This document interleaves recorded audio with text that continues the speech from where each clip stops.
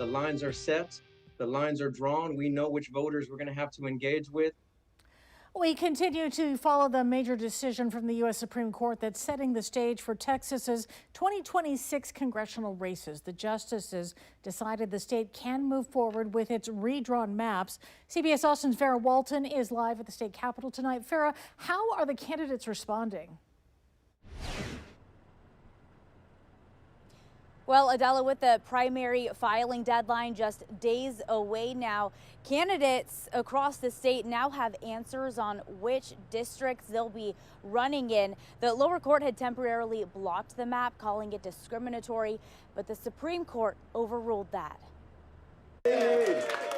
We were waiting for this outcome in many ways. Congressional candidates across Texas have a bit more clarity tonight after the U.S. Supreme Court gives Texas the green light to use its new congressional map. It's one many experts think will allow Texas Republicans to pick up as many as 5 new seats in Congress. Just as we had anticipated, the Supreme Court sided with President Trump. Now, candidates like Democratic candidate John Lira, running in the newly drawn District 35, know exactly which communities they'll need to reach out to as they head into primary season. Full steam ahead for our campaign at this point. The Supreme Court has sent a clear message that it is not going to permit federal courts to protect voters' constitutional rights when states seek to gerrymander the maps in order to strengthen the majority party in power. David Frumkin is an assistant professor of law at the University of Houston Law Center. He says gerrymandering could be damaging because of its effects on the character of Congress. What Democratic representation is going to look like going forward is going to depend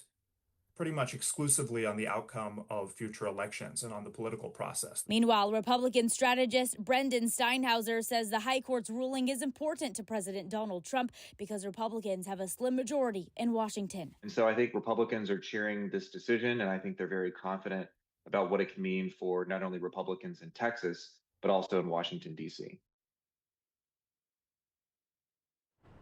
The deadline for candidates to file to run in the primary is on Monday. Reporting live from the Texas State Capitol, Farrah Walton, CBS Austin News.